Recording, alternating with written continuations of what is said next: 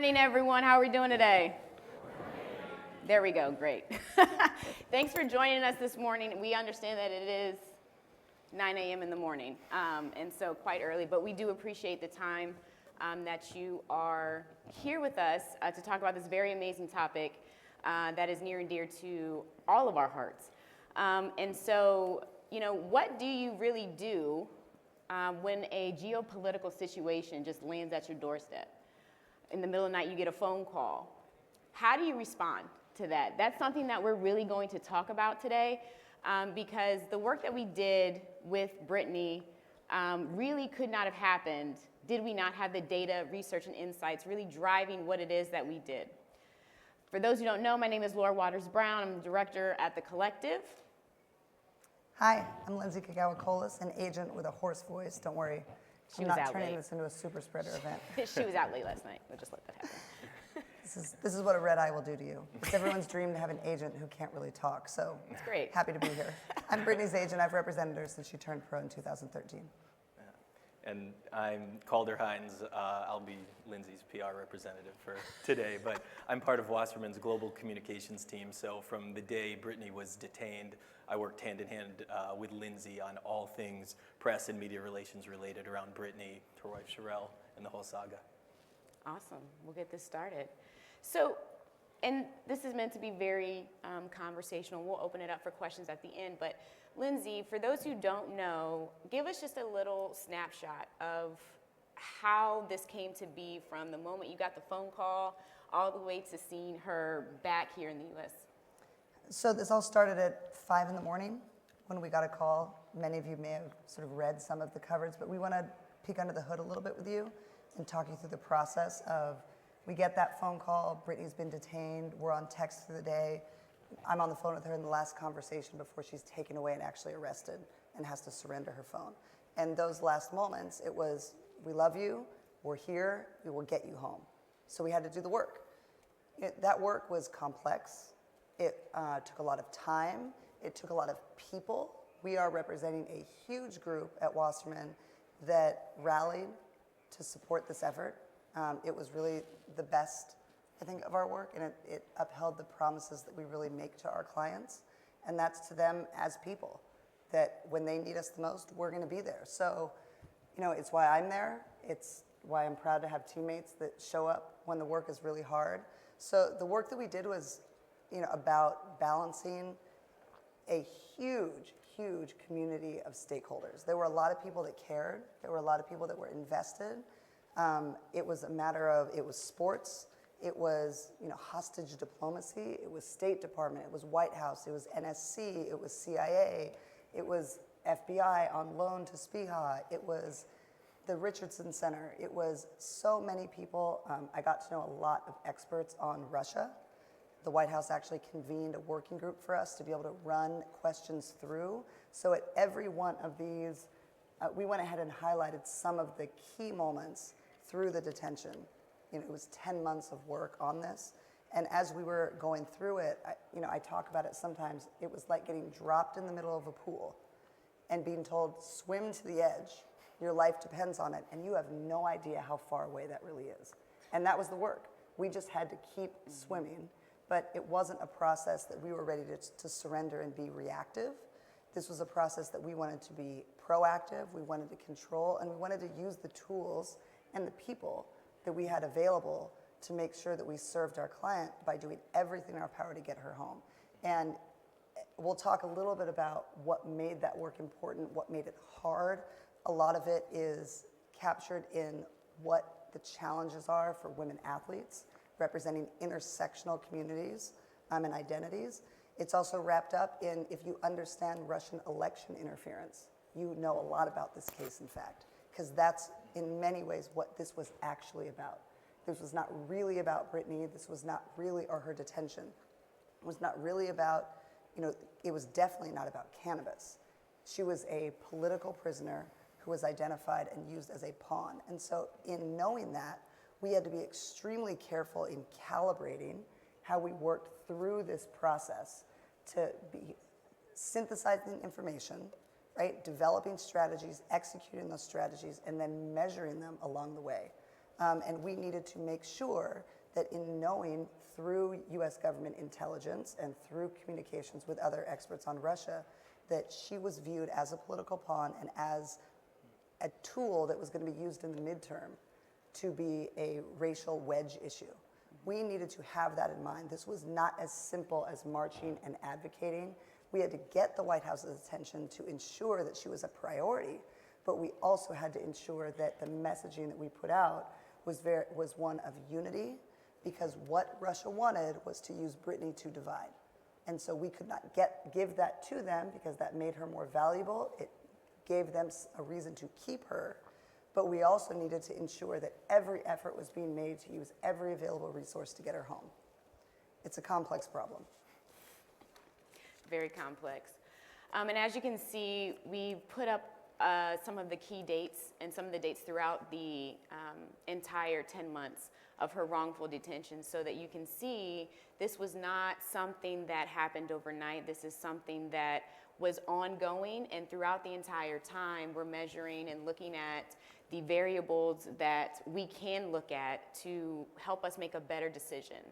And we understand wholeheartedly that this campaign, the work that we did with Brittney, could not have happened had we not worked closely, hand in hand, with our data insights and strategy team. When we say this was a full court press, basketball reference, we definitely mean it, right? And so, because this is a data conference, so we're going to definitely, is it data? We need a vote. Data. This is the one thing I needed to come home from Sloan Data. understanding. Data. Raise your hand for data. Don't feel pressure because somebody next to you said it was data. Who thinks it's data? I'm saying data. Oh. Okay, so we're gonna go with data.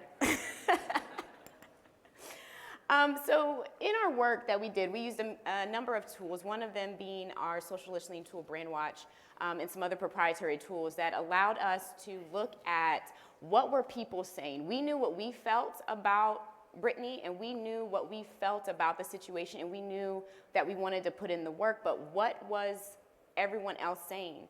And so we looked at the usage of hashtags, we looked at conversation spikes in accordance with the timeline that we had, and we looked at overall conversation volume. So who was talking, what were they talking about, when were they talking, how were they responding to various statements that were being put out, whether it was from us or from the news, or from, correspondents, pundits, things like that. How does that really help us figure out how do we approach this? Because we do understand that this was a very politically heavy situation. And so what we didn't want to do was to add fuel to the fire. We needed to have a very clear and concise message, and the data allowed us to do that. And I usually don't read my notes, but there were a few key stats that we had, that we measured. There were more than 3 million mentions through July. So from her wrongful detention through July, there were more than 3 million mentions. The hashtag that we chose, WeAreBG, had over 150,000 mentions. The next one that had the most was FreeBG at 29,000. So we knew we had to make that part of the campaign as well.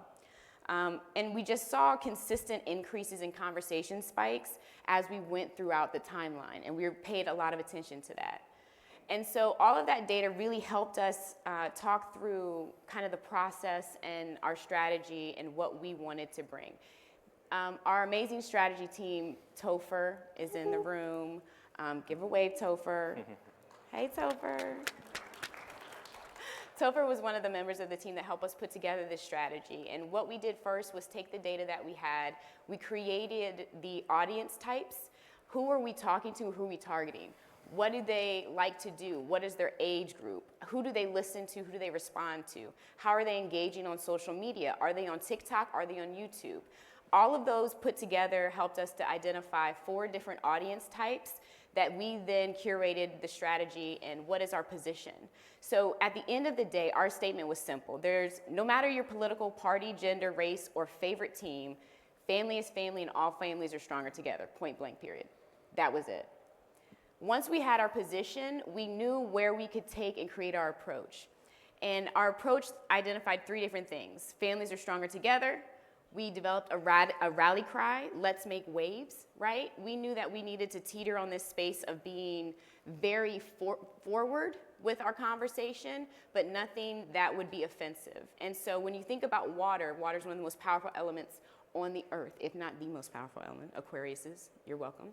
But let's make waves, meaning let's create highs in conversation and flows and keep her name top of mind. And then at the end of the day, we will not be divided, and together we're stronger. That was our message. We understood what was trying to, from Lindsay and from all of the folks that were giving us all of this great information outside of things we could measure. We understood that Brittney was not going to be used as a political pawn. We were not going to allow that to happen, and therefore, we were not going to be divided by what they were positioning her as or what they wanted to do, because we knew that we had the insights, that we could curate the conversation, that we could leverage our resources and our connections, and Lindsay's amazing network. I swear there's not a person on this earth that she can't get to. I was very impressed, by the way. You're welcome. And so all of that allowed us to execute. And so we developed a very data and insights driven social media strategy, which all social media strategy should be done by. But everything from the colors used in that very first image that you see up there, we wanted to make sure that Brittney came across as this is our fellow American, this is our sister. And so using the lighter colors allowed us to really signify and show that, you know, Brittney is one of us. She's someone that you can relate to. And so we created a social media campaign that allowed us to tap into all of us and everything that we can do together. And it was very simple. We are BG. It's very simple. We are BG. Because we understood that if we could curate the conversation around this is your friend, this is your sister, right? When it's your family member, it becomes personal. And now you want to fight, and now you want to stand up. And so we leveraged our networks. We tapped into other social influencers. We had more than 100 influencers or celebrities reach out and tweet and post and share. It was a very concerted effort. We did it together. This was not something that we said, this is us, we have to do this, we need to get the credit. There are no logos. This was beyond us, and we understood this was bigger than us. I hope I do this right. Guys in the back. This is what our Brittney first Griner was arrested back in video February looked at a like. Moscow airport. Griner was described as unlawfully detained. President Biden is telling his administration to engage with the Russian government at all levels to bring Griner home. When I see you, I see life, I see America. I feel your pain, I share your blood, I see America. When I see you, I see life, I see America.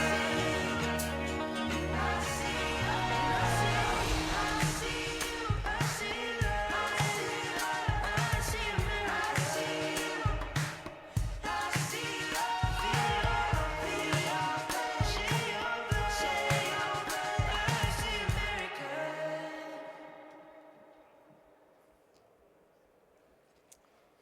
Right, it's hard to follow that. From the communications perspective, we can go to the next slide here. This is just a little bit to quantify what we're talking about when we're talking about the communications strategy. Throughout this almost 10-month saga, there were thousands of media requests from hundreds of outlets from really everywhere around the world. And for us, what we really had to focus on and again, synthesize all these things was a focus on impact-driven media. So we were really intentional about when we spoke, where we spoke. And to boil it down really simply, our strategy was we were trying to engage a large number of people and really relate to a huge audience, as big an audience as we could with as few interviews or media engagements. Here's a couple examples. The feature cover of Time magazine placing an op-ed by Lindsay in the LA Times. These were a couple examples of these really impact-driven earned media placements that we pursued. And one of the big difficulties in this strategy was that we were vacillating constantly between wanting attention on Brittney and the matter at hand, and then going into periods of kind of media dormancy. And initially, we were really just trying to get the word out there because we needed the White House and the government and President Biden to care about bringing Brittney home, because they were the ones who ultimately were going to make that happen. So we were out there in the media a lot. We were doing a lot of things. And then once, kind of in phase 2, as I see it from a communications perspective, once the government was engaged, we worked in very close concert with them on, if they told us it was best for negotiations to have a lot of attention, we would put people out in the media. If they said, you know what, right now, if you guys are just quiet where we're at negotiating with Russia, it might be best if you just lay low, we would lay low. So it was a lot of collaboration and communication. And I want to just emphasize too that this strategy, it was multi-pronged, because we did a lot of research and we saw where people were getting their information, getting their news. We couldn't be so straightforward with where we were getting this attention. So we were doing print placements, TV placements, it was audio, podcasts, and radio. It was on social media, as Laura was speaking about, in the whole digital space. So it was really multifaceted in that way. And then within that, we know that people consume their news almost religiously, like specific to a channel or a host or a network. So we weren't just going to ABC with all our interviews. We were going to Good Morning America and CBS This Morning. We were doing daytime. We were doing kind of the nightly cable news shows as well. So there was a lot of intentionality, again, in that multifaceted approach. And then another unique part of this situation was that obviously Brittney could not advocate for herself, and she was not a spokesperson we could use. So what we needed were proxies, and the main kind of proxy spokesperson was her wife, Griner. And we did that for a lot of reasons. One was to make kind of a human base level emotional appeal. And that's kind of the messenger part of this, in terms of we wanted to be relatable, that this could be your wife, your partner, your sister, your family member, your loved one. So we tried to root it in that. And also the message we were hoping to, which is increasingly difficult in this country at this time, but we were hoping that the message crossed party lines and crossed racial lines, crossed gender lines. So that's really why we were focusing on Sherelle, and then also other spokespeople like Nneka Ogwumike, like Terry Jackson. Again, intentional about having black women as the spokespeople for this very important issue. They understood why Brittney was over there in the first place. They didn't need the explanation. They understood all the stuff around this. So it was very important to us, not only what was being said, but who was saying it. And then, I might be the only person at Sloan here who's presenting a pie chart, so I'm sorry, I'm a communications person. This is as good as you're going to get from me. So, but on a much more serious note, when we crafted this strategy and throughout the whole process, we felt like we were facing an uphill battle, and we felt this for a number of reasons. And to state the obvious, Brittney is black. Brittney is a woman. Brittney is openly gay. Brittney is gender nonconforming. I'm sorry, my mic's going in and out here. And all of those groups that I just listed are traditionally vastly underrepresented in media coverage and frankly marginalized in media coverage. So that's why, through our data-driven insights, we looked at how we could hopefully overcome some of those obstacles. So every single decision we made was with that at the forefront towards the ultimate goal of bringing Brittney home, and I'm so happy that the resolution came to how it is today. Yeah, and I probably should have started off at the top, and sorry if I'm jumping in. Thank you. When we identified We Are BG as our campaign name, that was to address that very challenge. We were told that this was going to be really, really hard, and part of the reason why she was such a potentially useful pawn was because of her very intersectional identity. So that is a multi-pronged challenge. We wanted to turn that into an opportunity. So when some people are going to say, oh, well, you won't get the coverage, or they won't care, or others will say, if you force them to care, it's going to be divisive in the election. We Are BG was meant as a call for everyone, to what Laura's been saying about if this was your person, what would you want us to do? What would you want me to do if this was your person, right? We wanted We Are BG to be about she is us, we are her. There is something about Brittney Griner that connects with each of us. And in humanizing her, that was really the purpose. Her WNBA sisters were out there talking about her as family. Her basketball family, NBA players, were talking about her as family. And We Are BG was meant to be a huge tent to build and manage a coalition of organizations through, so that we didn't have one identity advocating for her and attacking the White House, in so much as bringing everyone together to move as a unit.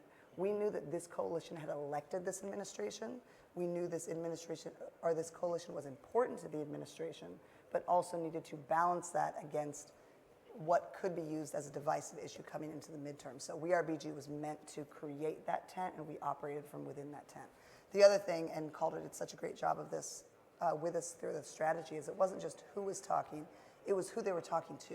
So we had impact at the center of all of this. It was important to Brittney. We did media almost exclusively with Black women. If you look at who Sherelle talked to, she talked to Black women in media, even if it wasn't their traditional time slot. When she spoke to Abby Phillip, it was during Jake Tapper's hour. So those were things that we were very, very intentional about, who we granted interviews to and how we were cultivating that message. Yeah, so we went through a lot, and we've kind of established how we, worked together to bring Brittney home. What's next? What's next for Brittney? What's next for the work? Well, Brittney's actually doing remarkably well. She's training. I hope everybody will see you at WNBA games this season. Turns out it's hard to get a ticket when she's playing now. So we see her as being, I give Elizabeth Lindsay credit on this one. She's like a piercing effect. The WNBA has been an incredible product and great entertainment and a really, really valuable investment for a really long time. What's been missing is the visibility. And we know that Brittney is bringing a lot of attention to something that is already really, really great. This is going to be a really big summer. We are also using that opportunity to ensure that at every opportunity, Brittney is using her platform both to lift her sisters in the community that helped to bring her home, but specifically continue to bring attention to other wrongfully detained Americans. We've established that bringing Americans home needs to be a priority, that Brittney is a patriot in her commitment to doing that we should be, bringing that July 4th patriotic energy for every American who's detained. So we will continue through Brittney to be raising awareness around those who are still being held, honoring their families and sharing their stories, and using really every opportunity to continue to do that. Thank you. All right, we'll take some questions if you have them. Or one question, maybe two. Go ahead. Is there a mic? Is there a mic? We'll try to make a quick answer so we can get some more in. I'm Julian. I was just curious. It's just such a. I don't know if I've ever seen a situation where someone's been a political prisoner and then detained and then played basketball maybe 5-6 months later. Like, what are the steps you take to make sure that this person is mentally capable of one, recovering from what she's been through, and then two, like, getting into a season? Yeah, it's a really good question, and I think we keep her wellness at the center of all of that. I mean, we do with all of our clients, right? They're basketball, sports, like that's part of the business, but they're people first, right? So I think we work with our clients in that way always. But as a hostage, now home, right? PTSD is a real thing. There are programs, and part of the reason she spent a week in San Antonio following those first steps back on U.S. soil was to reacclimate through a program that is actually provided by the government to support her. There are ongoing resources that she has access to, and her team, the Phoenix Mercury, have been incredible partners and very, very supportive of the NBA and Adam Silver, so just said, whatever you need to do to make sure that Brittney's well and safe, please do that, and they are. So it's taking it slow. She's starting to escalate more in her workouts and starting to lean into that. You saw her, first sort of public appearance was at the NAACP Image Awards, which was, again, intentional. She was there to thank Black women and Black-led organizations that really came to the front for her on this and moved with us as a unit. But she's doing really well, and it's just everybody's on the same page, tons of communication. There are new security concerns that we're dealing with, right? And that sort of intersects with conversations around charters for the WNBA and the necessity to travel like professional athletes. but we're taking it slow and continuing to ask her how she's doing and making sure to, calibrate that just as we did with the campaign as we go. Thanks for the question. Where's Anna? She's my boss. Anna says we're not allowed to She take says more we're done. questions, but we'll be around for a bit if you want to ask some questions in the back. Okay? Thank Thanks, you everybody. all. Thank you. Thank you all.